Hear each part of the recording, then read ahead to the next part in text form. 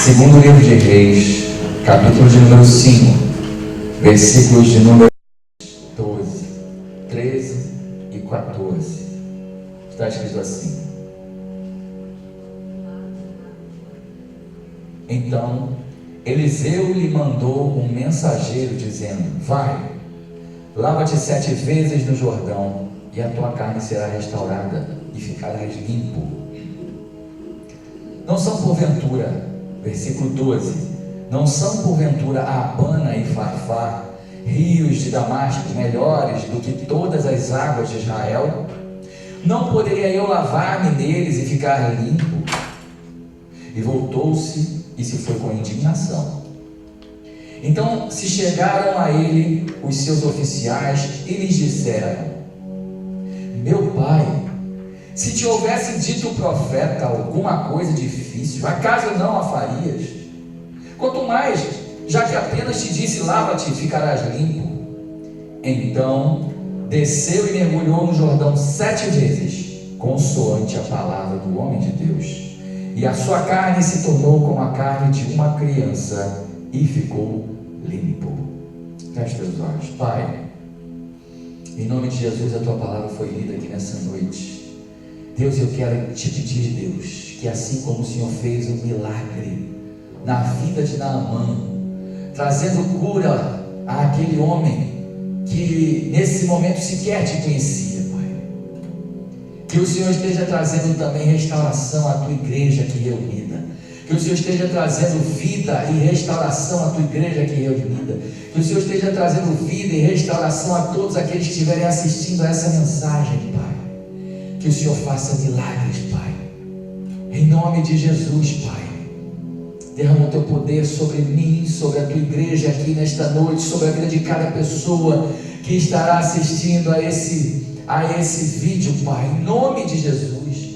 E que ela receba vida, que ela receba saúde, que ela receba cura, que ela receba libertação, que ela receba o milagre que ela precisa, Pai, em nome de Jesus. Amém. Podem sentar. Nós estamos numa campanha 7 mergulhos para o meu milagre. Esse é o 4º domingo, o 4º dia da campanha.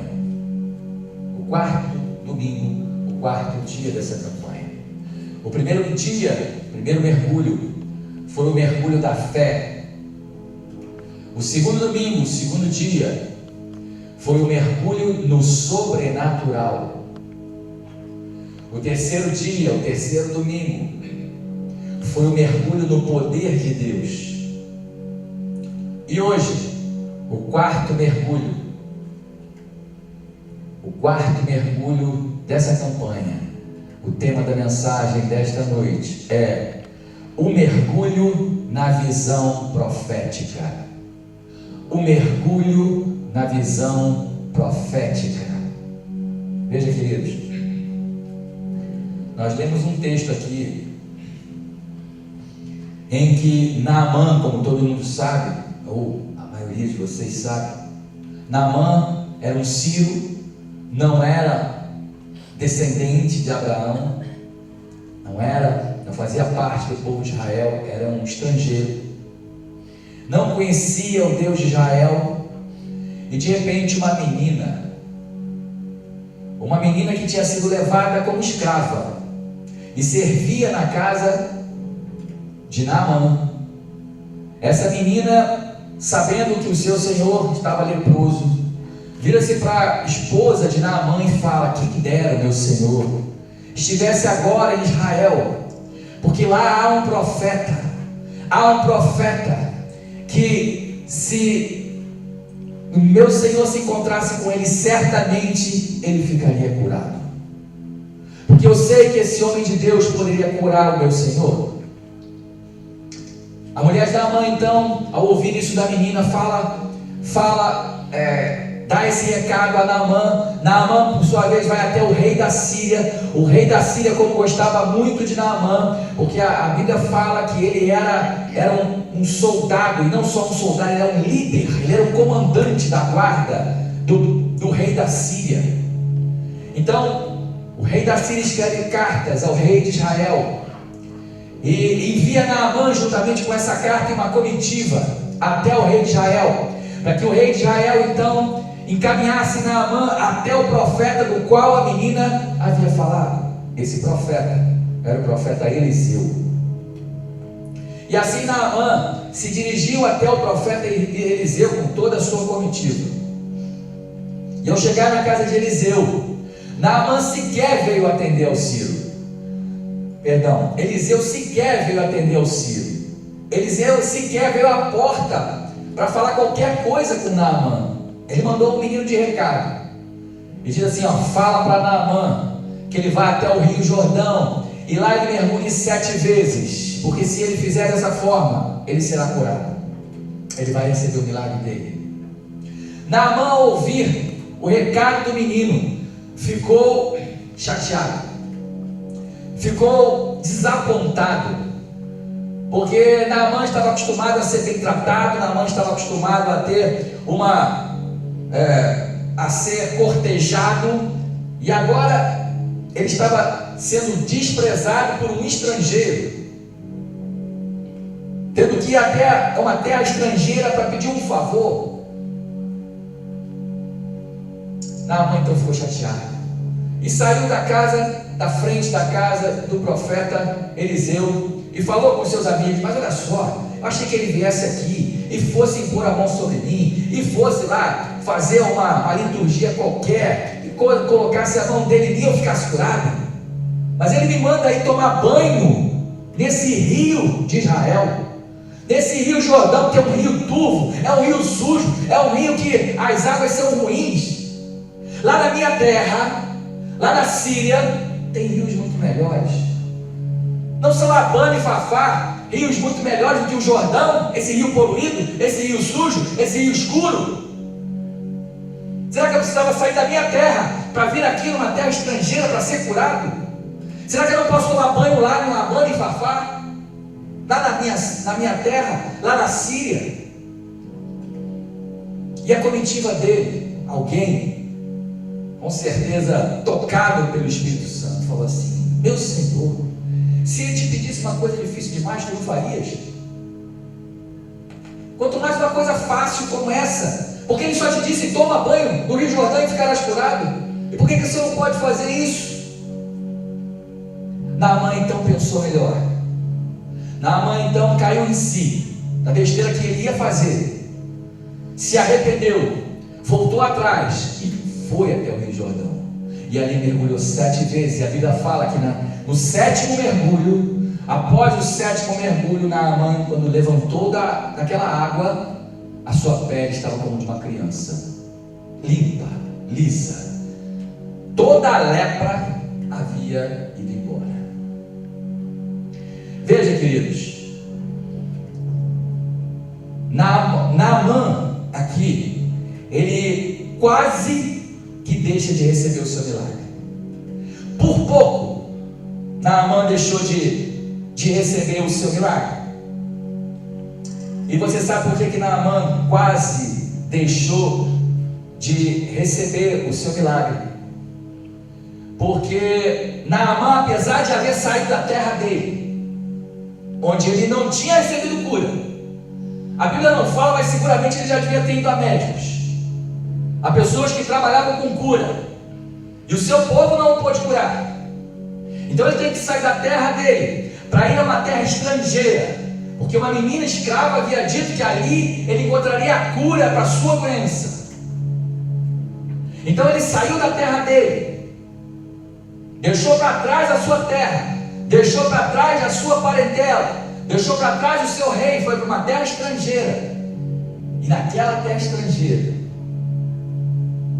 o profeta Isaías, inspirado por Deus, pelo Espírito Santo, manda que ele se banhe 7 vezes no Rio Jordão.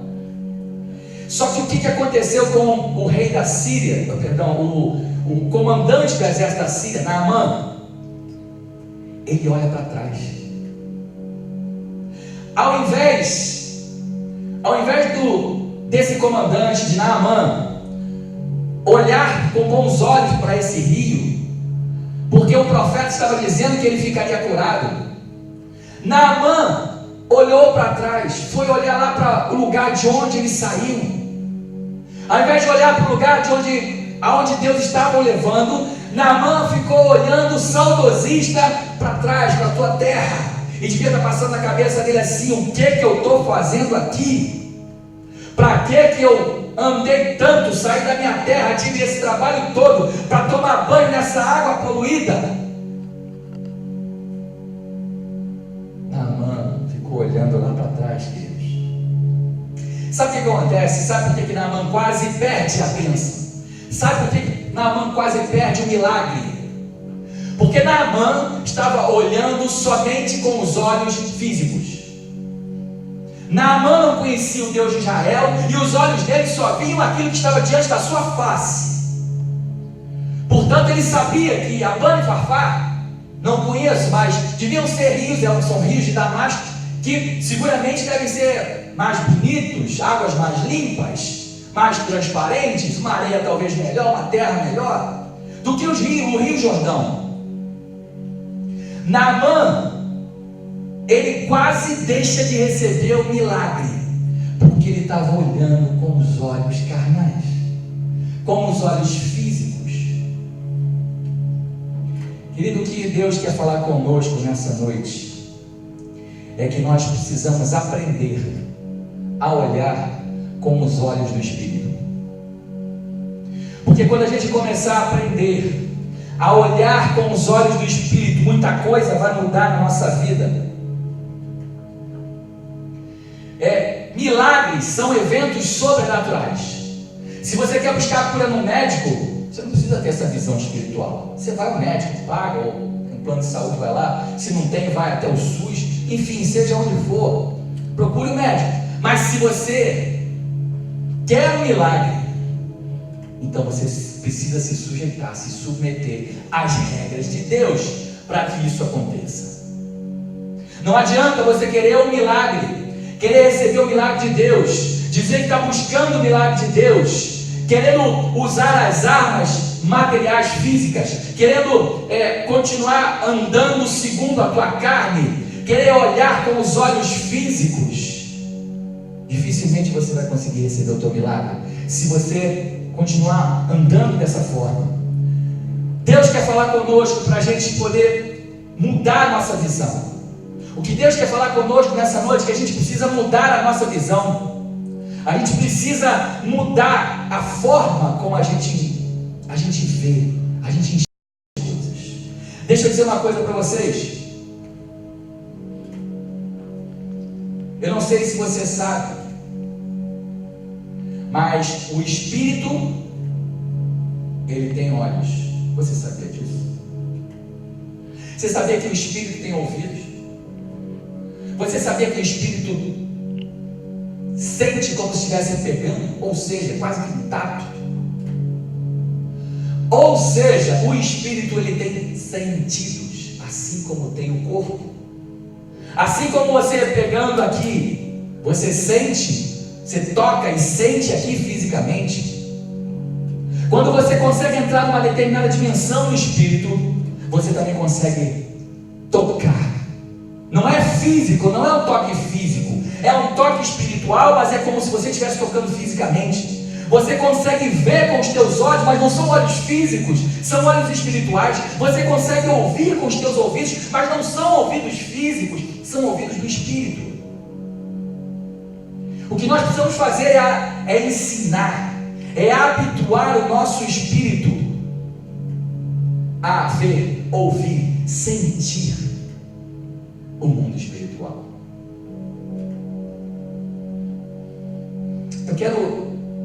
Eu quero ler com você um texto, está no livro do profeta Ezequiel. Ezequiel capítulo número 37. E nós vamos ler os 10 primeiros versículos. Ezequiel capítulo 37, a partir do versículo 1 diz assim: Veio sobre mim a mão do Senhor. Ele me levou pelo Espírito do Senhor e me deixou no meio de um vale que estava cheio de ossos. E me fez andar ao redor deles. Eram muito numerosos na superfície do vale e estavam sequíssimos. Então me perguntou: filho do homem, acaso poderão reviver estes ossos? Respondi: Senhor Deus, tu o sabes. Disse-me ele: profetiza a esses ossos e diz-lhes: ossos secos, ouvi a palavra do Senhor. Assim diz o Senhor Deus a todos os ossos: eis que farei entrar o Espírito em vós e vivereis.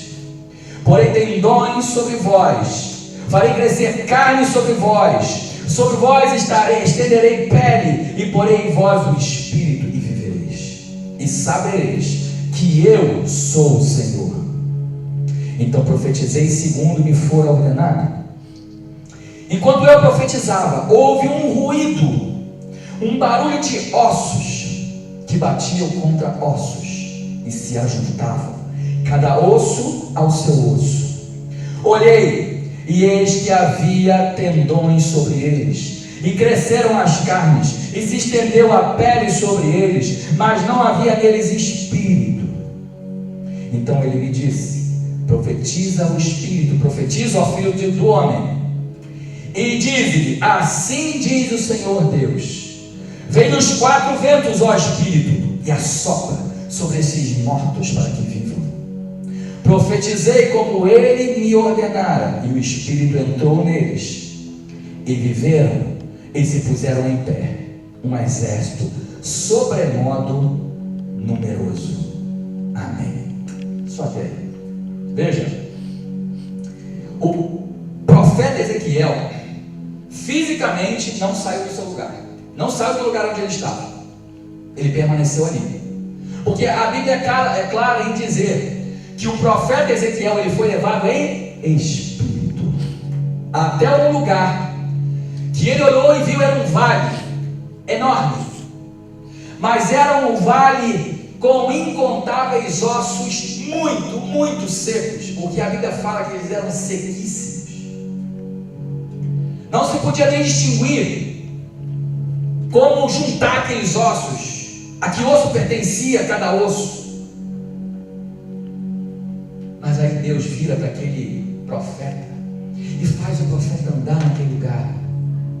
Deus pega o profeta em espírito e faz o profeta andar sobre aquele vale e mostra tudo que estava ali, todos aqueles ossos. O profeta vê, e Deus vira-se para o profeta e fala assim: filho do homem, será que esses ossos podem voltar a viver?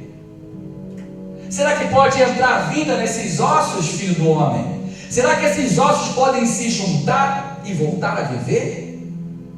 E o profeta falou: Senhor, tu o sabes, o Senhor é quem sabe. E Deus fala para ele: profetiza, porque vão voltar a viver.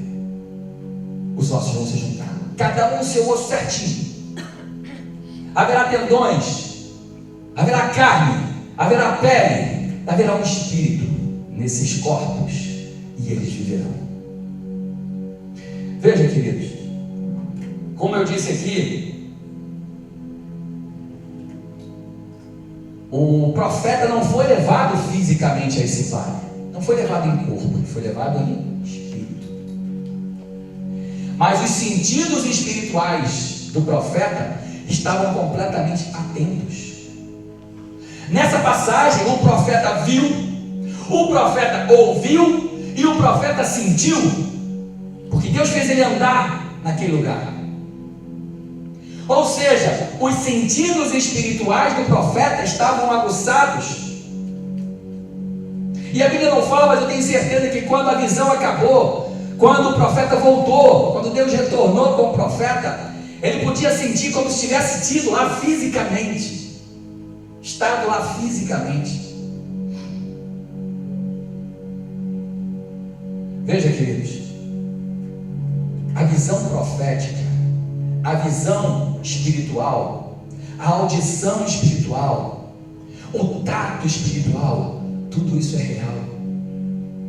Se você quer receber o seu milagre, você quer viver uma vida de milagre, você precisa aprender a usar esses sentidos espirituais. Os nossos sentidos físicos são o que nos conectam ao mundo físico. físico, sim ou não? Não é isso? O nosso tato, a nossa audição, o nosso paladar, o nosso olfato, os nossos olhos, a nossa visão, tudo isso é o que nos faz ter contato e interagir com o mundo físico, com esse planeta Terra, no qual nós fomos colocados, para que haja uma identidade com esse mundo. Mas você sabia que você também tem um espírito dentro de você? Você sabia que o espírito, ele sente como o corpo sente? Você sabia que o teu espírito é o que te conecta ao mundo espiritual, assim como os teus sentidos e o teu corpo te conecta ao mundo físico? O teu espírito é o que te conecta ao mundo espiritual. E esse mundo, e esse espírito que você tem dentro de você, ele tem sentidos que fazem com que você interaja com o mundo espiritual. E por que a gente não usa esse sentido, ou pelo menos acha que não usa? Porque a gente não usa? Porque muitas vezes a gente nem sabe usar, nem sabe o que fazer, não sabe como fazer para entrar nessa dimensão, do espírito, que é bíblico. Como fazer para entrar nessa dimensão? Como fazer para mergulhar na visão profética, na visão espiritual, na visão daquilo que Deus tem para você, não na visão das circunstâncias em que você se encontra hoje? Porque se você viver de acordo com aquilo que você vê, você jamais receberá milagre, porque a fé é algo que não se vê. Como então entrar nessa dimensão espiritual? Eu quero que você abra a sua Bíblia em Hebreus, capítulo 11. Hebreus capítulo 11, versículo 13. Está escrito assim: todos eles morreram na fé, sem terem recebido as promessas, mas vendo-as, repita assim comigo, vendo-as de longe e crendo, diga crendo, nelas e abraçando-as, repita, abraçando-as, confessaram, diga confessaram, que eram estrangeiros e peregrinos na terra. Veja, querido, nesse texto aqui, o escritor da carta aos Hebreus, ele nos mostra aqui 4 passos para que nós possamos nos conectar ao mundo espiritual, para que possamos aguçar os nossos sentidos espirituais, para que possamos viver uma vida de milagre, para que possamos viver uma vida no Espírito, para que possamos, assim como Paulo falou, andar no Espírito, porque Paulo fala exatamente, andai no Espírito, e não cumprireis as concupiscências da carne, enchei-vos do Espírito, não vos embriagueis com vinho, que há contenda, mas enchei-vos do Espírito. Por quê? Porque é só dessa maneira que os teus sentidos espirituais vão ser abertos. Não é algo natural, é algo sobrenatural. O texto então, o escritor aos Hebreus, ele nos mostra aqui 4 passos que nós precisamos dar para que a gente possa entrar nesse sobrenatural, para que a gente possa viver essa visão profética, viver essa visão espiritual e andar nessa visão espiritual.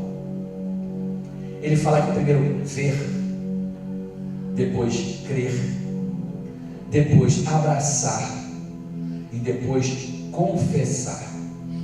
São os 4 passos que o profeta fala aqui, que o escritor da carta aos Hebreus fala: ver, crer, abraçar e confessar. Como é que eu posso entrar então na dimensão espiritual? Dando esses 4 passos. Para começar, como é que eu posso ver? Veja, eu disse aqui que assim como o nosso corpo físico ele tem olhos, o nosso espírito também tem. E a prova disso, a prova cabal disso, foi o texto que nós acabamos de ler aqui, de Ezequiel, capítulo 37, do Vale de Ossos Secos. E existem várias outras passagens aqui que mostram que os nossos olhos têm sim, que o nosso espírito tem sim olhos. Não são olhos físicos, são olhos do espírito. E o espírito vê. O nosso espírito vê. O que nós precisamos fazer é aguçar essa visão profética. A visão profética, ela não é um devaneio, querido. O que é a visão profética? A visão profética é a visão daquilo que Jesus conquistou para você na cruz do Calvário. A visão profética não é a visão de um sonho, de um devaneio, de algo irreal ou algo que ainda há de ser construído. Não. A visão profética é a visão do Espírito em relação àquilo que Deus tem para a vida. Então Deus te revela, te mostra aquilo que Ele quer ou aquilo que Ele tem para você. Ele te mostra isso. Efésios capítulo 1, versículo 3, diz lá que todas as bênçãos, todas, 100%, integralmente, tudo aquilo que você precisa, tudo aquilo que Jesus conquistou na cruz do Calvário para você, do dia que você nasceu ao dia que você vai morrer, ou do dia que você vai ser arrebatado dessa terra, tudo o que você precisa, o que está disponível para você nessa vida, está nas regiões celestes. Está lá escrito, Efésios 1:3, todas as bênçãos já nos foram dadas e estão nas regiões celestes em Cristo Jesus. Todas. Significa que não há nada mais a ser construído. Essas bênçãos estão lá. Há caminhos que a gente deve tomar para nos apossar dessas bênçãos, para chegar até elas e trazê-las para o mundo material, para o mundo físico. Agora é verdade que muitas dessas bênçãos, muitos desses benefícios, muitos desses dons, nós vamos morrer e nunca vamos tomar posse. Nunca. Sabe por quê? Porque Deus não tira a nossa liberdade de escolha. Você tem diversas opções de caminhos a seguir na tua vida. Se são caminhos que Deus traçou, que são inegociáveis, em razão dos propósitos de Deus, você vai seguir aquele caminho. Mas eu digo para vocês que a maior parte dos trajetos que a gente segue, das escolhas que a gente faz na nossa vida, são escolhas que Deus nos dá liberdade. Deus nos dá liberdade de optar por seguir pelo caminho A, B, C ou D. E por cada um desses caminhos que você escolher, você vai encontrar no final deles consequências diferentes, bênçãos diferentes, lutas diferentes. O teu destino está traçado, o teu destino faz, quem faz é você. Uma coisa é Deus ter benefícios para você. A Bíblia fala o seguinte, olha, eu bem sei, Deus falando, eu bem sei os pensamentos que tenho sobre vocês, pensamentos de paz e não de mal, para vos dar o fim que vocês desejam. Olha só, isso não está escrito na palavra de Deus. Eu sei o pensamento que eu tenho sobre vocês, para beneficiar a vocês, para levar a vocês ao destino que vocês querem. Mas veja uma coisa, muitas vezes a gente atrapalha a Deus porque a gente toma caminhos diferentes e errados, que muitas vezes nos impedem de chegar ao lugar que nós queremos. A visão espiritual, ou aquilo que eu chamo de visão profética, é a visão daquilo que Deus tem para a tua vida, do melhor caminho que Deus tem para a tua vida, da bênção que Deus tem para a tua vida, do milagre que Deus tem para você, do milagre que Deus tem para a vida de outras pessoas através de você, porque você é um polo de bênção para a vida de outras pessoas também.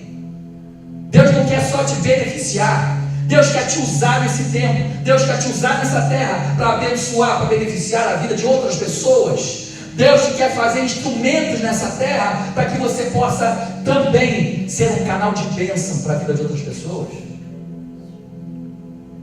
A visão profética vai te trazer isso. Então, como eu disse, a visão profética ela não revela um devaneio, um sonho, algo irreal.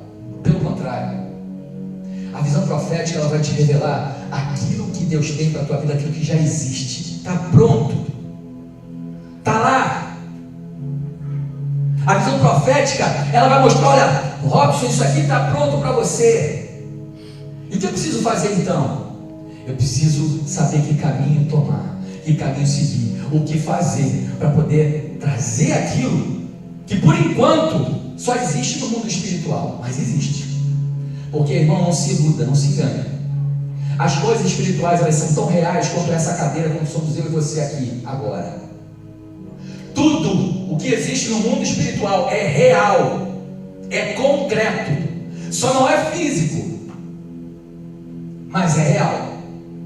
Essas coisas têm um corpo, mas não são corpo físico. A Bíblia fala de corpo espiritual.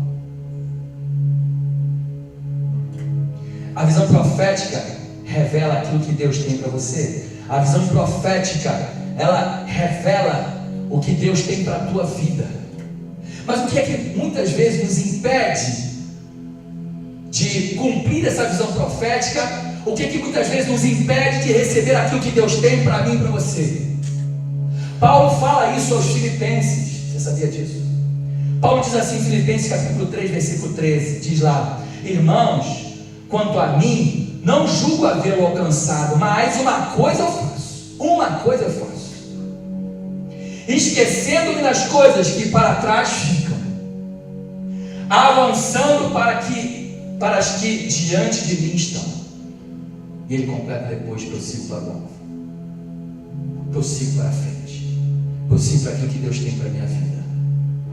Olha só o que muitas vezes nos impede de receber o nosso milagre, aquilo que nós queremos. Você sabe o que é? É ficar olhando para trás, é não deixar para trás as coisas que já ficaram para trás, porque o passado não volta mais. O que ficou para trás não tem volta. O que ficou para trás só serve para você como uma aula, como aprendizado. Mas não faça a tua vida do passado.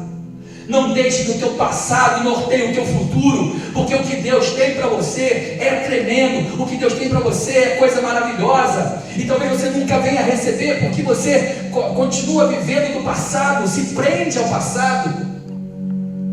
E Paulo nos mostra aqui o que fazer. Uma coisa eu faço, eu não quero nem saber. Uma coisa eu faço, e eu faço o seguinte: eu deixo as coisas que para trás ficaram. Eu não quero nem saber o que ficou para trás. O que passou, passou. O passado ficou para trás. E eu olho para frente. Eu olho para aquilo que Deus tem para mim lá na frente. Eu olho para o meu futuro, não para o passado. Porque o passado não tem volta.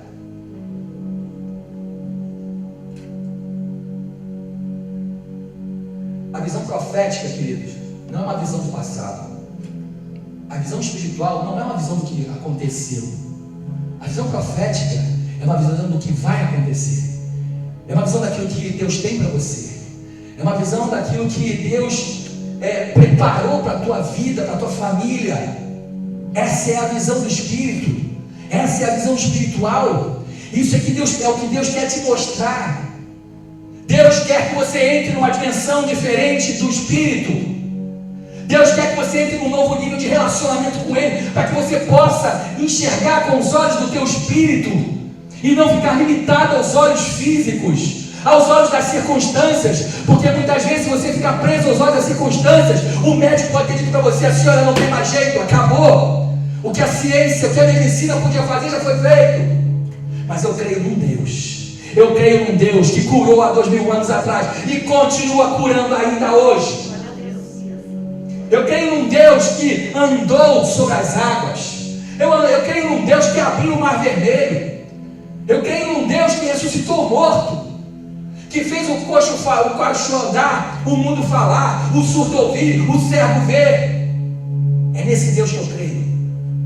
E esse Deus disse o seguinte: certa vez, quando estava aqui encarnado na terra: vocês, a minha igreja, farão obras ainda maiores do que as que eu estou fazendo. Querido, então saiba de uma coisa: Jesus te deu autoridade. Jesus te deu autoridade para fazer milagre. Não é você pessoalmente que faz o milagre. Não é por tua causa que o milagre acontece. O milagre acontece porque você entra nessa visão. O milagre acontece porque o sangue do Cordeiro está sobre você.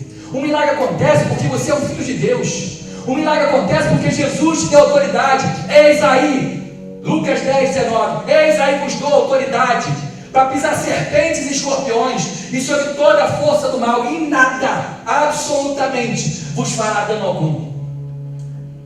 Jesus nos deu essa autoridade. Essa autoridade nos foi dada. E ainda tem uma ênfase assim, aí, nada absolutamente. Ou seja, Jesus está falando o seguinte: olha, eu dei autoridade para vocês conquistarem, para vocês avançarem. E não tenham medo do diabo, não tenham medo de enfermidade, não tenham medo de cara feia, porque nada vai fazer dano algum para vocês. Mas sabe o que acontece?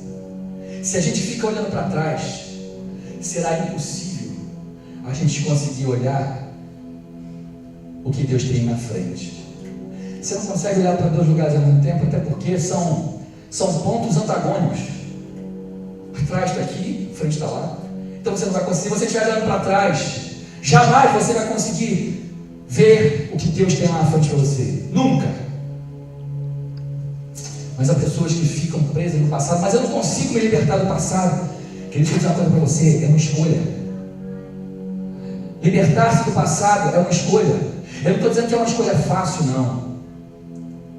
Eu não sei em que situação você está, mas a verdade é que libertar-se do passado é uma escolha. Deixar o passado para trás é uma escolha. E foi exatamente isso que Paulo falou. Uma coisa eu faço, e é que deixando para trás as coisas que lá ficaram, eu prossigo para frente, eu caminho para frente. O que ficou para trás ficou, mas eu quero agora andar para frente. Eu quero agora é ver o que Deus tem para a minha vida. Eu quero ver aquilo que Deus, aonde Deus vai me levar. Não que está patamar para frente. Amém?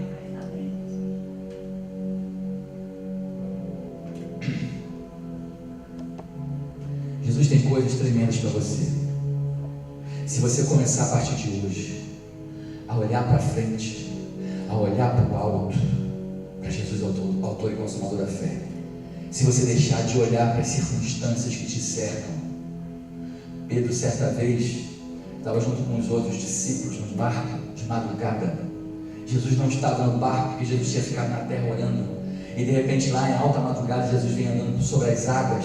E eles ficaram morrendo de medo, porque acharam que era um fantasma. Pensaram que era um fantasma. E Jesus falou assim: não tenham medo, porque sou eu. Sou eu, Jesus, não tenham medo não. E Pedro, ousado no espírito, vira-se para aquele que falava, porque ele não tinha nem certeza se era Jesus. Vira-se para aquele que falava: se és tu mesmo, Jesus, se és tu mesmo, o Senhor me manda ir até contigo, porque eu sei que se for o Senhor, eu vou conseguir andar que nem o Senhor está andando aí. Olha que fé, irmãos. E a Bíblia fala que Jesus disse só uma palavra: vem. E Pedro saltou do barco e andou sobre as águas. Você vai procurar de Gênesis a Apocalipse, a única pessoa além de Jesus que andou sobre as águas foi Pedro. Só Pedro teve coragem, só Pedro teve ousadia de andar no sobrenatural. Nenhum dos discípulos que estavam dentro dele, porque todos eles estavam com medo. Andar no sobrenatural não é, muitas vezes, para quem é medroso. Porque se você tem medo de soltar o passado, se você tem medo de soltar o natural, se você tem medo de deixar de olhar para as coisas que estão ao teu redor, para começar a olhar para o mundo espiritual, você não vai andar sobre as águas. Pedro então andou sobre as águas, caminhou. Só que a Bíblia fala que num determinado ponto dessa caminhada de Pedro, o vento era forte, as águas subiam, havia ondas. E de repente, Pedro tirou os olhos de Jesus, tirou o foco de Jesus e colocou os olhos, o foco nas ondas e no vento. Qual foi a consequência disso? Imediatamente Pedro afundou. Na mesma hora, afundou. Isso é o que acontece conosco, irmãos, quando a gente se afasta de Jesus, quando a gente deixa de olhar para Jesus. Porque enquanto você está caminhando para frente, porque Jesus não está atrás, Jesus está na frente. O que passou, passou. Jesus está lá na frente. Jesus está lá na frente te guiando. Jesus está lá na frente norteando. Jesus está lá na frente esperando. Jesus está lá na frente dizendo para você: vem, salta desse barco, porque eu quero te dar uma vida andando no sobrenatural. Salta desse barco. Sai desse barco, porque o que eu tenho para você são coisas muito maiores do que essas que você tem experimentado no mundo natural. Jesus está lá na frente, não está atrás. E Ele tem coisas grandes e tremendas para nós. Como eu disse aqui, Naamã quase perdeu a bênção. Naamã quase deixou de receber a cura, porque olhou para trás. Naamã quase deixou de receber o milagre, porque ao invés de olhar para o Rio Jordão com os olhos do Espírito, ele estava olhando com os olhos físicos, os olhos carnais. Então ele voltou o seu olhar lá para a Síria. Abana e Farfar são rios da Síria, melhores do que os rios de Israel, do que esse Rio Jordão poluído. Eu não quero tomar banho nesse negócio aí não. Irmãos, tira os teus olhos do passado, tira os teus olhos daquilo que você viveu, porque Deus tem coisas novas para você. Deus tem coisas novas para a tua vida. Lá em Gênesis capítulo 19, se não me engano, Gênesis 19, tem um episódio em que Abraão, ele intercede por Sodoma e Gomorra. Ele ora fervorosamente, e ele trava uma luta com Deus para que Deus não destruísse Sodoma e Gomorra. Ele intercede por aquelas duas cidades fervorosamente, até que Deus falou assim: olha, só havia um justo lá, eu não mato ninguém. Então o que Deus faz? A Bíblia fala que por causa dessa promessa, dessa palavra, por causa de Abraão, a Bíblia fala porque Deus se lembrou de Abraão, enviou seus anjos e até a casa de Ló, porque Ló havia se separado de Abraão, estava morando exatamente lá. E os anjos chegam na casa de Ló e falam assim: vamos embora, porque Deus vai destruir essa cidade. Vem você, a tua família, vem todo mundo, mas vocês têm que sair daqui, porque enquanto vocês estiverem aqui, eu não posso destruir essa cidade. Enquanto vocês não vierem comigo, eu não posso destruir essa cidade. E Ló juntou tudo que ele tinha, pegou a família. Os namorados das filhas não quiseram ir, mas a mulher de Ló foi, juntaram o que tinham, pegaram o que eles podiam pegar, e ao amanhecer saíram em direção a uma cidade vizinha. E foram caminhando, mas o anjo disse o seguinte: olha, não olha para trás. Vamos caminhando e não olha para trás. Vamos andando e não olha para trás. É isso que Deus diz para você nessa noite: não olha para trás não. Não olha para trás. E eles foram caminhando, e num determinado ponto dessa caminhada, a mulher de Ló olhou para trás. E ela olhou para trás e viu a cidade sendo destruída, fogo, enxofre descendo sobre a cidade em chamas. E a Bíblia fala que instantaneamente aquela mulher virou uma estátua de sal e morreu. Mas note que há uma coisa, um detalhe interessante, é que um pouquinho mais à frente nessa história, o texto vai mostrar que Abraão, do ponto onde ele estava, Abraão não estava em Sodoma e Gomorra, Abraão estava afastado lá na terra dele, mas a fumaça era tão grande, o mal era tão grande. Abraão estava em cima de um monte, olhando para aquelas duas cidades, e ao olhar para aquelas duas cidades, ele vê aquela chama, vê o fogo. E a Bíblia fala então que Abraão também olhou para a cidade de Sodoma e Gomorra. Veja que coisa interessante. Abraão também olhou para Sodoma e Gomorra. Vamos ver se a gente acha esse texto aqui. Gênesis capítulo 19.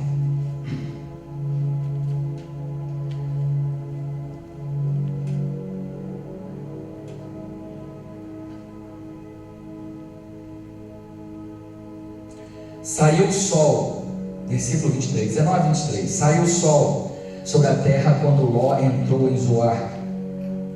Então fez o Senhor chover enxofre, fogo da parte do Senhor sobre Sodoma e Gomorra, e subverteu aquelas cidades, e toda a campina, e todos os moradores das cidades, e o que nascia na terra. Versículo 26. E a mulher de Ló olhou para trás e converteu-se numa estátua de sal. Tendo se levantado Abraão de madrugada, foi para o lugar onde estivera na presença do Senhor. Versículo 28. E olhou para Sodoma e Gomorra e para toda a terra da campina, e viu que da terra subia fumaça como a fumaça de uma fornalha. Ou seja, Abraão teve a mesma atitude que a mulher de Ló, mas há uma diferença grande, Porque quando a gente vai para o original hebraico, e a gente faz uma pesquisa e vai ver, na expressão original, quando a mulher de Ló olha para a cidade, ela olha, a expressão hebraica, a junção quando fala olhou para a cidade, é uma expressão só hebraica, que revela, que diz, que mostra que a mulher de Ló olhou com saudosismo. A mulher de Ló olhou como quem queria estar ali. A mulher de Ló olhou com piedade, não com piedade porque as pessoas estavam sendo destruídas. Ela olhou para ali porque ela deixou e iria deixar de desfrutar de tudo aquilo, de todos os prazeres que Sodoma e Gomorra podiam proporcioná-la. Abraão, por sua vez, olhou também. Só que o olhar de Abraão era um olhar de misericórdia. O olhar de Abraão não queria nem de longe estar ali, naquela terra. Estava nem aí para Sodoma e Gomorra. Mas Abraão tinha piedade, tinha misericórdia. Aquelas pessoas estavam ali morrendo por causa do pecado. Tanto que ele havia passado a madrugada anterior todinha intercedendo por aquela cidade. Irmãos, olhar com saudade do passado é o problema. Deixa o passado para trás, porque o que Deus tem para você, os prazeres que Deus tem para a tua vida, eles são muito maiores lá na frente do que aquilo que você viveu lá atrás. Amém?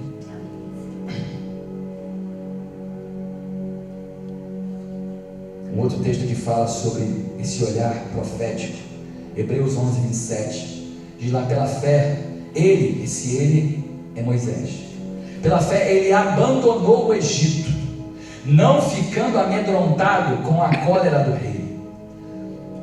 Antes, permaneceu firme como quem vê aquele que é invisível. A fé, quando você vê, irmãos, quando você vê com os olhos proféticos, não com os olhos carnais, quando você vê com os olhos de espírito, você fica firme e nada, nem ninguém vai poder te abalar, vai poder abalar a tua fé. Amém? O terceiro passo aqui, o segundo passo que ele nos mostra aqui, que o texto de Hebreus 11, 13 nos mostra, é o crer. O primeiro foi ver, o segundo é crer. De lá, ele viu, ele creu, eles creram. Veja, o segundo passo para esse milagre é o crer, mas não é um crer comum, não é apenas um crer intelectual, é um crer profético, é um crer não só aqui com a tua razão, não é simplesmente saber que Deus é poderoso para fazer um milagre na tua vida, não é simplesmente você saber que Deus ele é onipotente, onipresente, onisciente, que Ele faz o que Ele quer, que Ele fez esse mundo. Não é só você saber isso. O crer profético, ele ultrapassa as fronteiras da racionalidade, da razão, e desce para o coração. Ele sai do intelectual e entra no espiritual. Porque quando você começa a crer no teu coração, quando você começa a sentir no teu coração que aquilo é verdadeiro, o milagre começa a acontecer. Quando você começa a ver aquilo formado, e a ver que aquilo ali é possível de chegar até você, então isso sai do campo da mera intelectualidade, da racionalidade humana, e desce para o teu coração, desce para a tua alma. Você sabia que a alma é que toma a decisão em você? O teu espírito te conecta ao Espírito de Deus. Mas veja uma coisa, o mundo espiritual é um só. O teu espírito, o nosso espírito, o espírito do ser humano de uma forma geral, ele não nos conecta somente a Deus, ele nos conecta ao mundo espiritual. O diabo é espírito também, assim como Deus é espírito, os anjos são espírito. O mundo espiritual é um só, e você vai ser conectado ao mundo espiritual em relação àquilo que você busca. Porque tem muita gente que se conecta ao mundo espiritual, mas ao mal, ao ruim, ao diabo, e se conecta de verdade. E o diabo faz coisas de verdade e destrói essa pessoa, porque a Bíblia fala que o diabo veio para enganar, porque ele é mentiroso desde o começo, matar, roubar, destruir. É só esse o papel do diabo nessa terra. Então não se iluda. Você que me assiste pelo YouTube, não se iluda, achando que você está por um caminho certo. Você está acreditando nas promessas do diabo, porque ele veio só para te roubar, te matar, te destruir a tua família. É só isso que ele faz através do engano. A arma do diabo é o engano. A fé ou o crer profético é o crer que passa da razão e entra no coração. E por que é que entra no coração? Por uma razão simples. Do coração é que procedem as emoções. A tua alma está conectada ao teu coração. Toda vez que a Bíblia fala de coração, ela está falando da alma. Jesus disse o seguinte: a alma que pecar, essa morrerá. A palavra de Deus revela isso. A alma que pecar, essa morrerá. Se tu crês de todo o teu coração, adora a Deus de todo o teu coração. Veja que está sempre envolvido o coração e não a razão, é o coração. Porque o coração é a sede dos sentimentos, a sede das emoções. A sede das emoções. Agora deixa eu explicar uma coisa para você aqui. Eu disse aqui que você e eu temos um corpo físico e que esse corpo se conecta ao mundo em que vivemos por meio dos nossos sentidos. Não é isso? Visão, audição, tato, paladar, olfato. Então o nosso corpo se conecta e leva esses sentimentos, porque o sentir, a palavra sentimento vem do ato de sentir. É exatamente isso. Sentimento é isso, é o ato de sentir. É um sentimento, é algo que você sente. Onde? No teu corpo. Então o teu corpo sente e leva a sensação boa ou má à tua alma, ao teu coração. Se a sensação for boa, o teu coração vai fazer de tudo para te guiar dali para frente, para que você venha fazer e repetir aqueles atos, aquelas coisas que você fez e que geraram essa sensação boa para a tua alma. Alento, conforto, prazer, alegria. Então você vai fazer isso porque o teu corpo tocou, o teu corpo viu, o teu corpo ouviu algo e aquilo te trouxe prazer, gozo, alegria, paz, e você então vai repetir aquilo, porque a tua alma te manda repetir e você vai lá e repete. Mas como eu disse aqui também, o teu espírito ele tem sentidos. O teu espírito vê, o teu espírito ouve, o teu espírito fala, o teu espírito toca, não fisicamente, volto a dizer, mas toca espiritualmente. O teu espírito tem sentidos. Ou seja, significa que o teu espírito sente. Ele sente. Muitas vezes quando você entra num lugar que a presença demoníaca é muito grande, você sente mal. Já entrou quem teve aquela experiência de entrar num lugar e sentir mal, não sabe nem o porquê, não tem aparentemente razão para se sentir mal. Sabe o que é isso, irmão? Isso é o sentido espiritual que você tem. Você não sabe o que é, porque você não está vendo. Porque o que te dá o norte, o que te revela, traz luz, é a visão, é a audição. Só que nesse caso você não está vendo nem ouvindo, não está sentindo nada, você só sente no teu espírito que algo ruim tem ali. Algo de mal está ali naquele lugar. Você sente. E o que acontece? Esse sentimento espiritual também é transmitido para a tua alma, para o teu coração. Você está me entendendo? Ou seja, a alma ela fica no meio. A alma fica no meio entre o corpo e o espírito. O corpo sente, tem sensações, ele tem sentimentos, ele sente as coisas e transmite essas sensações e sentimentos para a alma.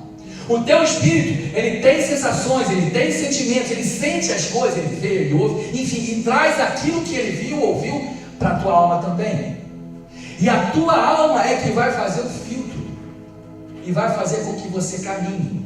Esses sentimentos, tanto da alma quanto do espírito, eles provocam emoções. E o ser humano, ele vive com base nas emoções. Você pode ver que a paixão é algo arrebatador. Por quê? É pura emoção. É pura emoção. Você sabia que Deus tem emoção? Deus tem emoção. Só que Deus não se deixa levar pelas emoções. Esse é o ponto. Porque Deus também nos deu o intelecto para saber discernir entre o certo e o errado. Apesar de você ter sensações boas por alguma coisa que você toca nesse mundo, se você intelectualmente sabe que aquilo é ruim, então você não vai fazer. Porque você não é um animal que vive pelo instinto. Você é um ser racional. Deus te deu capacidade de discernimento, de raciocínio, Deus te deu um intelecto para você saber discernir o certo e o errado, o bem e o mal. Você faz porque quer. Você segue o caminho porque quer. Ainda que ele esteja te dando prazer, a tua alma segue porque quer. Depois não reclama. Ele vai culpar Deus, vai culpar um monte de gente. Quando na verdade fomos nós que muitas vezes tomamos o caminho errado. Porque aquilo que nos deu prazer estava bom naquele momento que a gente fez, nem pensou duas vezes. E o diabo, que também o Espírito, fica falando no nosso ouvido assim: ó, deixa de ser bobo, vai lá e faz. Está gostoso, está bom, vai lá e faz. Faz porque não vai ter problema nenhum, não. E a gente vai lá porque o negócio é bom, vai e faz. Mas quando você começa a aguçar o teu espírito, quando você começa a se aprofundar, como eu preguei aqui há 2 domingos atrás, a mergulhar nos rios do Espírito.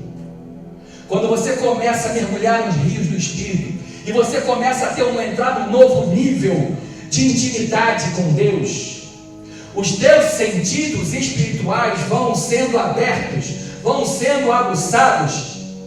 Os teus sentidos espirituais, eles começam a ficar sensíveis à voz do Espírito de Deus.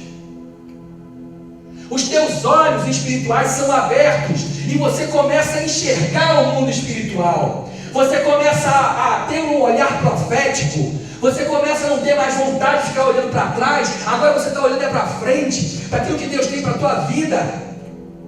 Você começa a ouvir a voz de Deus, a voz do Espírito. Você começa a sentir um mundo espiritual ao teu redor. E você chora, se alegra com aquilo, porque aquilo traz emoção ao teu coração. E na medida em que você vai cada dia mais buscando, mergulhando nos rios do Espírito, mergulhando, fazendo como Paulo falou, enchei-vos do Espírito. Na medida em que você vai se enchendo do Espírito, você cada vez, os teus sentidos físicos vão tendo cada vez menor influência sobre a tua alma. É interessante, mas é assim. Nós somos corpo, alma e espírito. O que come mais, o que se alimenta melhor, é o que prevalece de nós. Se o teu corpo, se a tua carne come mais, é a carne que vai prevalecer. Mas se a tua alma, se o teu espírito come mais, se o teu espírito se alimenta melhor, é o teu espírito que vai prevalecer. E é o nosso espírito que nos conecta a Deus. O ser humano, ele só é conectado a Deus por meio do espírito, não da alma, nem do corpo, mas pelo espírito, porque Deus é espírito.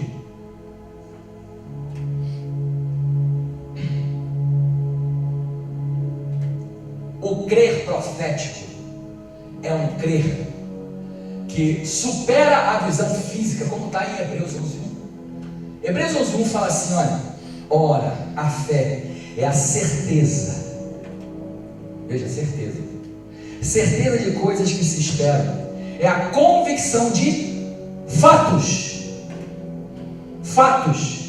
que não se veem, fatos.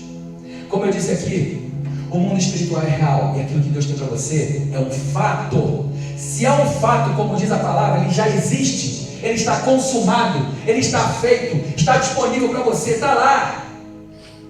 Mas você sabe o que é mais interessante? A Bíblia de Jerusalém, que é uma versão católico-romana, ela traz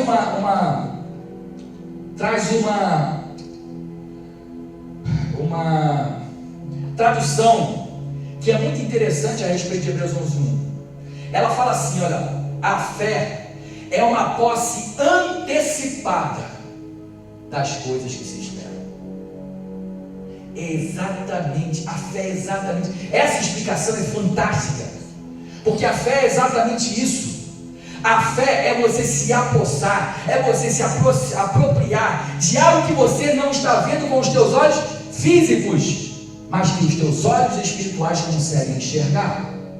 Você consegue ver com os olhos espirituais, você consegue discernir com os teus ouvidos espirituais, com o teu coração espiritual, você consegue sentir aquilo que aquilo é verdadeiro, que aquilo é real, que aquilo é factível, que aquilo pode acontecer.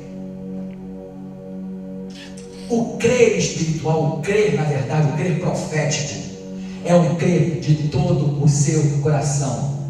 É um crer com todo o coração. Veja o que Jesus fala em Marcos a respeito dessa convicção. Marcos capítulo 11, versículos 22 e 23, Jesus diz assim, olha: ao que Jesus lhes disse, tende fé em Deus. 23. Porque em verdade vos afirmo, que se alguém disser a este monte, ergue-te e lança-te no mar, e não duvidar no seu coração, mas crer que se fará o que se diz, assim será com ele. Veja, onde é que fica localizado a incredulidade que impede de você transportar um monte de um lugar para o outro? Em que lugar do teu corpo fica isso? O texto fala no coração.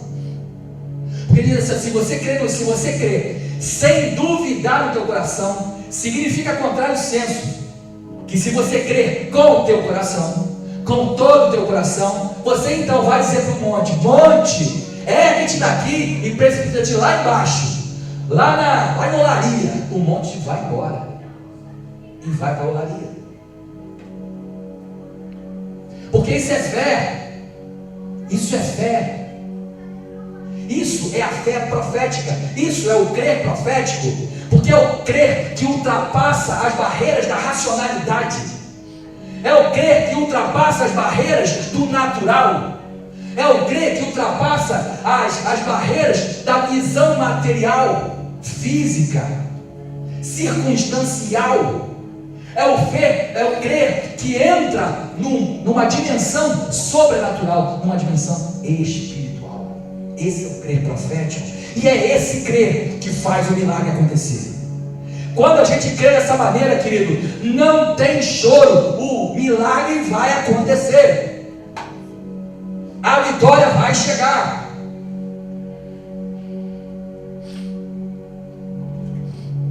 Milagre, então, para que a gente possa ver o milagre, é crer de todo o coração. É deixar as emoções da razão de lado e permitir que as emoções do Espírito, que os sentidos do Espírito te guiem, te norteiem. Você está me entendendo? É você começar a não querer intelectualizar, racionalizar as coisas que estão acontecendo na tua vida, não. Entra no mundo do Espírito, entra na dimensão do Espírito, começa a guerrear com as armas que Jesus te deu. Paulo fala lá em 1 Coríntios que as armas da nossa milícia, elas não são carnais, mas são poderosas em Deus para destruir fortalezas. Você quer lutar com armas materiais contra forças espirituais? Sabe o que vai acontecer? Você vai ficar cansado e vai sucumbir e não vai ver o teu milagre.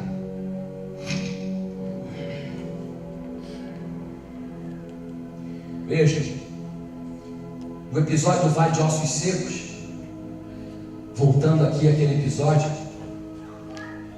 o Espírito de Deus pegou o espírito do profeta, deixou o profeta fisicamente onde ele estava, pegou o espírito do profeta e levou até aquele Vale de Ossos Secos.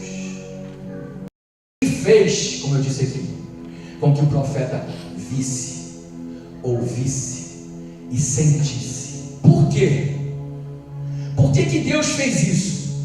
Deus não poderia simplesmente falar ao profeta onde o profeta estava, como fez várias vezes com o próprio Ezequiel. Deus não poderia simplesmente falar com o profeta, ao coração do profeta, ou mesmo aos ouvidos do profeta físicos, porque Deus é poderoso para fazer com que os nossos ouvidos físicos ouçam a voz dele. Você sabia disso? Então a gente pode sim ouvir a voz de Deus com o ouvido físico. Isso não é corriqueiro, não é normal, mas Deus é poderoso. Deus então podia fazer com que o profeta fizesse isso. Só que o profeta Ezequiel, ele estava num nível, numa dimensão. A revelação, ela precisava não só ser explicada para o profeta precisava ir lá e ver em loco, e sentir em loco, e ouvir aquilo que Deus tinha para ele. O profeta precisava entrar numa dimensão em que ele visse o estado de putrefação que estava o povo de Israel. Ossos secos. ou seja, uma total morte espiritual. Por que Deus fez isso com o profeta? Porque quando a gente vê, quando os nossos sentidos entram em ação, fica muito mais fácil de crer, irmãos. E o milagre só vem quando a gente crê de todo o coração. E para o profeta era algo tão sobrenatural que só Deus levando o profeta lá, porque senão o profeta talvez nem cresce naquilo que Deus ia falar para ele. Era algo tão inimaginável, que quando Deus pergunta assim: filho do homem, será que esses ossos podem voltar a viver? A resposta do profeta não foi assim: Deus, eu tenho certeza que o Senhor pode, porque o Senhor é poderoso. Falou isso? Não. Ele falou assim: Senhor, Tu sabes. Porque era algo, irmãos, que para a mente humana, pequenininha como a nossa, é muito difícil de compreender, de entender, de aceitar, que aquele bando de ossos ali, um exército enorme, que a Bíblia fala que era um vale enorme, talvez ele perdesse até de vista o fim daquele vale, e eram ossos que já tinham morrido há muito tempo. Como fazer aqueles ossos voltar à vida? O profeta então diz assim: Senhor, só Tu sabes. Então Deus fala assim para ele: olha, filho do homem, profetiza, porque eles vão voltar assim à vida. Deus levou o profeta ali, porque quando os nossos sentidos espirituais eles começam a entrar em ação, o nosso coração começa a sentir as emoções do Espírito. E quando o nosso coração começa a sentir o que o Espírito está sentindo, quando o Espírito passa esses sentimentos, essas sensações para a nossa alma então começa a crer. E quando a nossa alma começa a crer, nós começamos a ter aquela emoção e começar a se alegrar e falar: isso realmente vai acontecer, isso vai acontecer, não é a história da carochinha, isso pode acontecer sim. E foi isso que aconteceu com o profeta. E o profeta fala então: Espírito, vem dos quatro ventos, vem, sopra sobre esses ossos, sopra. Deus quer te levar a uma dimensão assim como o profeta Ezequiel, a lugares que você não conhece, que você nunca viu, nem soube da existência. Deus quer aguçar os teus sentidos espirituais para que você creia, porque sem fé é impossível agradar a Deus. Deus quer fortalecer a tua fé, Deus quer edificar a tua fé, Deus quer fazer com que você creia, e por isso Ele quer te levar a uma nova dimensão espiritual, para que você veja com os teus olhos espirituais, para que você ouça com os teus olhos espirituais, para que você sinta com o teu tato espiritual que Deus é real, que as bênçãos que Ele tem para você são reais, que os milagres que Ele tem para a tua vida e para a vida dos outros são reais, para que você então possa crer.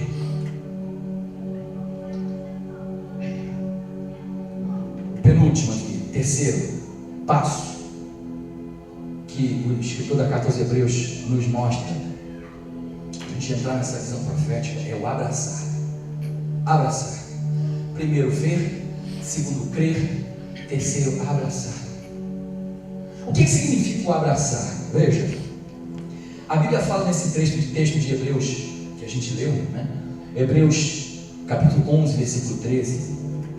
Ele está falando ali, ele vem discorrendo sobre os heróis, chamados heróis da fé, homens que morreram e que tinham uma fé inabalável.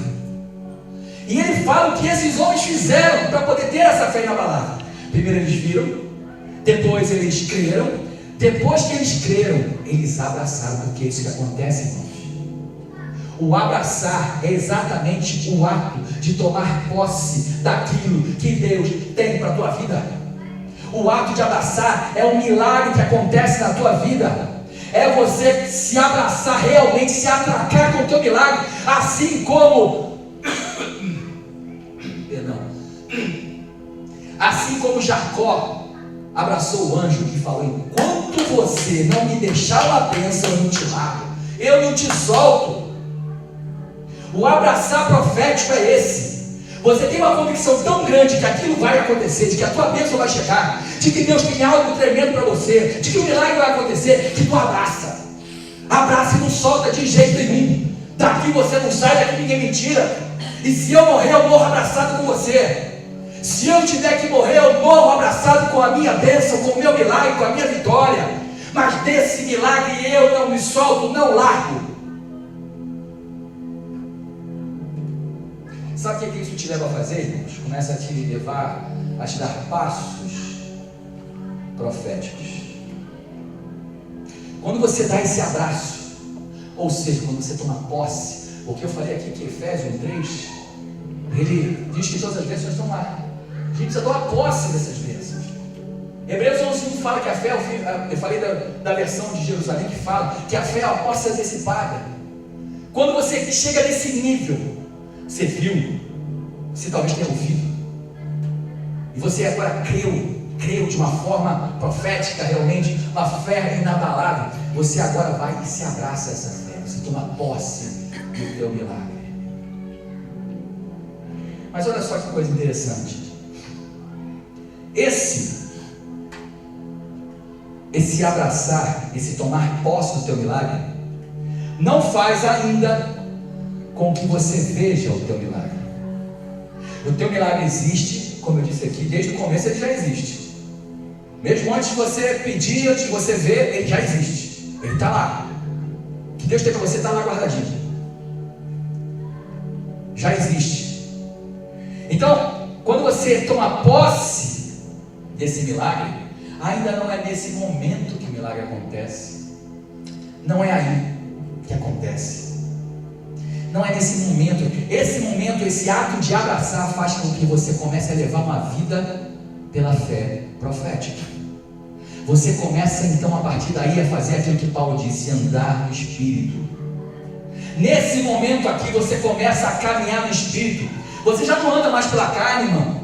Você já não se atemoriza por qualquer probleminha que venha a você, não. Não é qualquer problema que vai tirar de você, abalar as suas estruturas, não. Não é não, irmão. Porque quando você chega nesse nível aqui, os problemas já não te abalam tanto.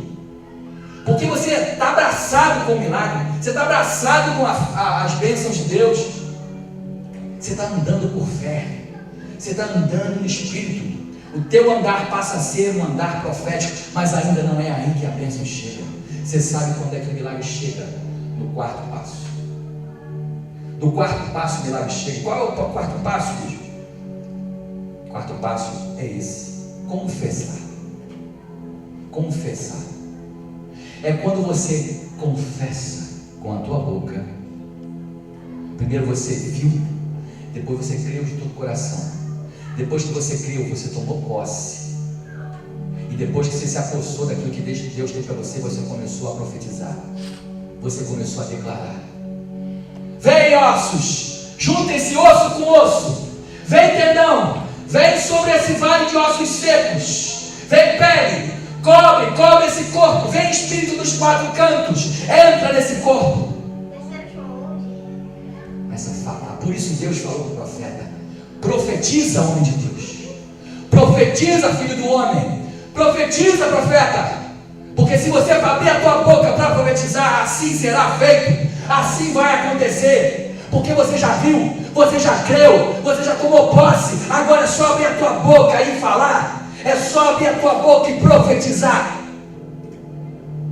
Voltando lá para o texto que a gente leu agora há pouco, em que Jesus fala aos seus discípulos, no versículo 23, Marcos 11, 23, Jesus diz assim: porque em verdade vos afirmo, que se alguém disser a este monte, veja o que Jesus está falando aqui, se alguém fizer o quê? Disser, falar, abrir a boca e falar. Ele não está falando aqui de você pegar uma pá e começar a cavar para um monte de outro lugar, não. Não é não. Ele está falando que você abrir a tua boca e falar. Falar ao monte. Ele fala que, e não duvidar no seu coração, mas crer que se fará o que diz, assim será com ele.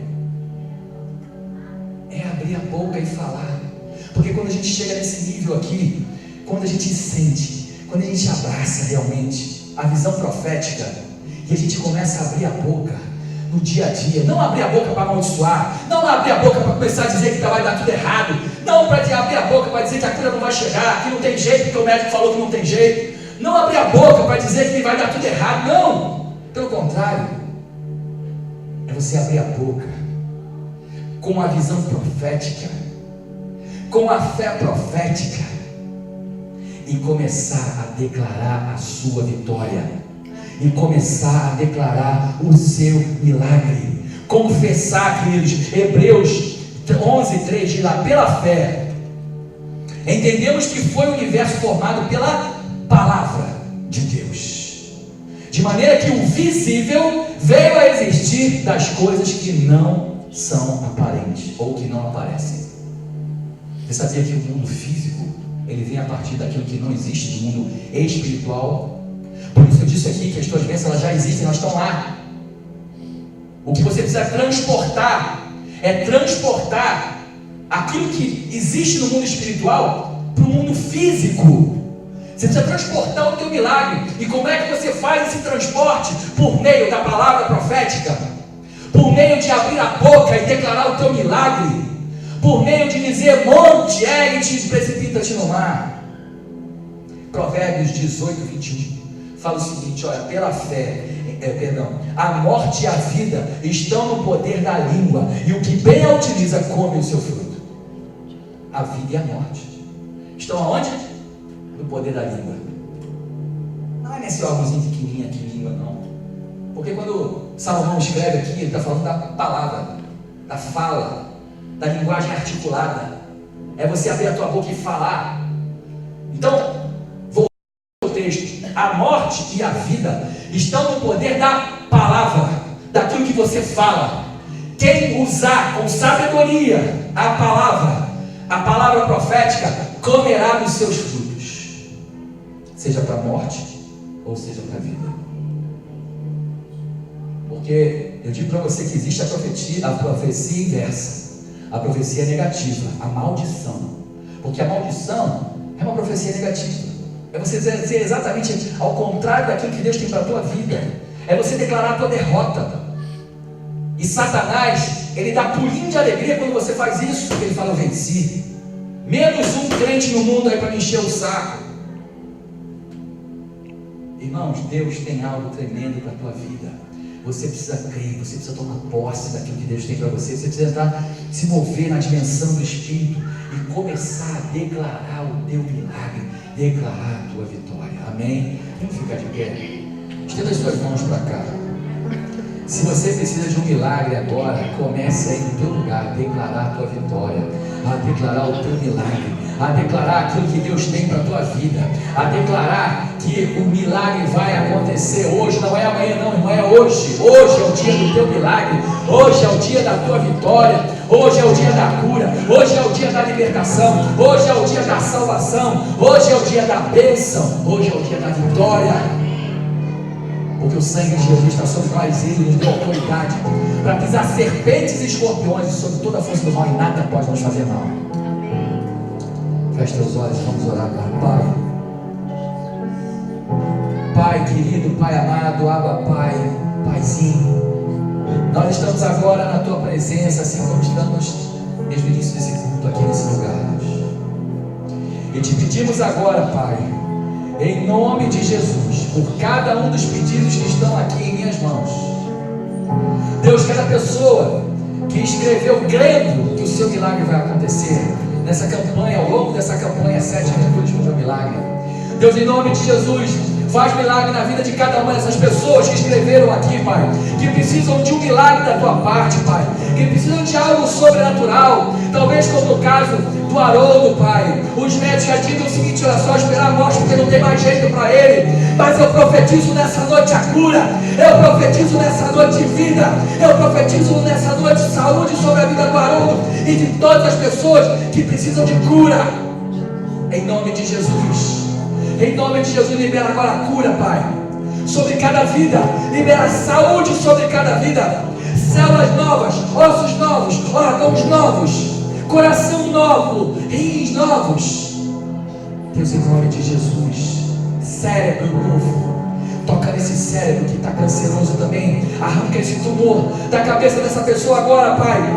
Em nome de Jesus, eu repreendo agora todo espírito de morte, bate retirada agora no nome de Jesus. Você, Satanás, que quer levar essa pessoa, eu digo para você, tu está amarrado agora, você não vai levar porque não chegou o tempo dela ainda. A vida dela está nas mãos do Senhor e é o Senhor quem dá a última palavra. Assim como disse Jó, lá no capítulo 19: eu bem sei que o meu Redentor vive e que ainda há de se levantar em meu favor sobre essa terra. Deus, em nome de Jesus, levanta em favor de cada pedido agora, Pai. Estende as tuas mãos aqui, Pai, nessa cesta que está na minha mão, nesse cesto, Pai, e contempla cada milagre, cada pedido aqui, faz milagres aqui nessa noite. Deus, eu te peço também para aquelas pessoas que estão aqui, que não escreveram, Pai, pessoas que precisam de um milagre, de algo sobrenatural, que não colocaram seus pedidos ali, mas que precisam, que estão agora pedindo e declarando o seu milagre, e declarando a sua vitória. Aqueles que me assistem pelo YouTube, em nome de Jesus, recebe o teu milagre, recebe a tua vitória, recebe a tua bênção, recebe a tua cura, recebe a libertação, recebe a salvação. Em nome de Jesus, em nome de Jesus, em nome de Jesus, recebe a vida. Recebe a vida abundante que Jesus veio para te dar, veio para conquistar para você. Recebe agora a vida, recebe agora o milagre. Sopra o Espírito de Deus, vem dos quatro ventos da terra e sopra sobre esses ossos, essa montanha de ossos secos, e que sobre esses ossos se unam um a cada osso. Em nome de Jesus, eu dou uma ordem agora, em nome de Jesus: ossos, juntem-se uns aos outros. Em nome de Jesus, tendões, nervos, unam-se a esses ossos. Músculos, unam-se a esses ossos, a esses tendões e a esses nervos. Pele, revista esse corpo. Espírito, vem dos quatro ventos e entre agora nesse corpo, em nome de Jesus, e que ele receba a vida, que os teus sonhos que já morreram recebam agora a vida, que o teu corpo que estava enfermo receba agora a vida, que o teu filho que está preso nas drogas, que ele receba agora a vida e libertação, que você mesmo que está preso num pecado qualquer e não consegue se libertar dele, em nome de Jesus eu profetizo agora a tua libertação, em nome de Jesus. Todo o mal que está rondando a tua vida seja agora acorrentado, atado, e saia da tua vida agora em nome de Jesus, para nunca mais voltar. Libera o milagre nessa noite, Deus. Libera a vida abundante. Libera sobre cada um de nós.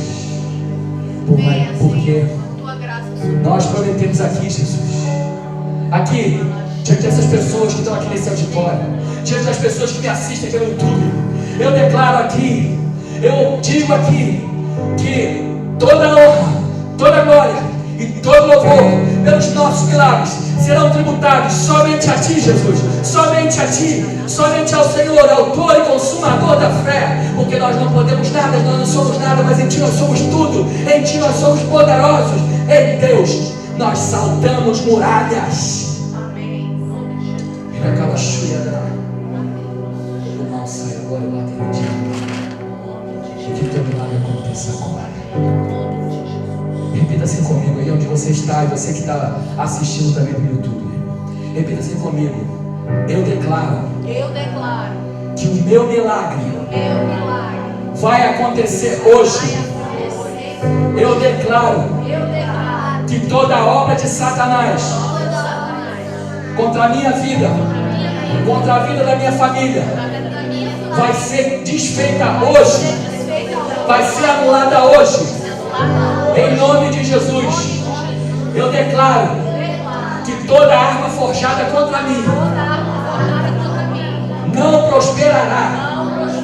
Eu declaro que hoje o meu milagre vai chegar. Em nome de Jesus, em nome de Jesus, em nome de Jesus. Dê uma salva de palmas a esse Jesus, a Ele a honra, a Ele a glória, a Ele o louvor, pelos séculos dos séculos. Amém.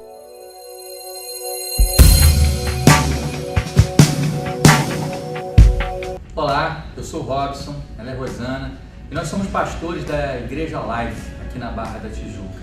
E a gente está aqui hoje para fazer um convite todo especial para você. Venha nos visitar.